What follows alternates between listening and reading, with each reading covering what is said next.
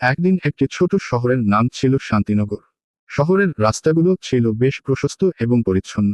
শহরের মাঝখানে একটি বড় সুন্দর পার্ক ছিল, যেখানে পাখিরা গাইত, ফুল ফুটত, আর শিশুদের হাসির শব্দে চারপাশ মুখরিত থাকত। শান্তিনগরের মানুষরা খুব ভালো ছিল। তারা একে অপরকে সাহায্য করত এবং সবার মাঝে ভালোবাসা ছিল। শহরের প্রান্তে ছিল একটি ছোট্ট স্কুল, যেখানে শিক্ষার্থীরা শুধু বই পড়ত না, তারা প্রকৃতির সাথে সময় কাটাত এবং জীবনের প্রকৃত সৌন্দর্য বুঝতে শিখত। একদিন শহরের এক শিশু, রাহুল, তার বন্ধুরা নিয়ে পার্কে খেলতে গিয়েছিল। খেলার মাঝে তারা এক অদ্ভুত বৃক্ষের নিচে গিয়ে দাঁড়ালো। বৃক্ষটি ছিল অনেক পুরনো, এবং তার গা থেকে এক বিশেষ ধরনের শান্তি ছড়িয়ে পড়ছে। রাহুল এবং তার বন্ধুরা ওই বৃক্ষের নিচে বসে গল্প করতে শুরু করলো।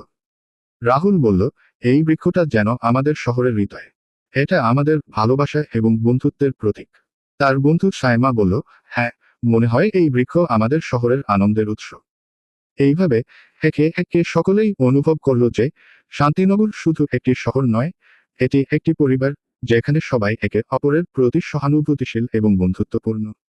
এখন আজও শান্তিনগরের সেই প্রাচীন বৃক্ষটি দাঁড়িয়ে আছে, এবং সেখানে এসে নতুন প্রজন্ম জানে, এখানে ভালোবাসা, বন্ধুত্ব এবং শান্তির গল্প বয়ে চলেছে।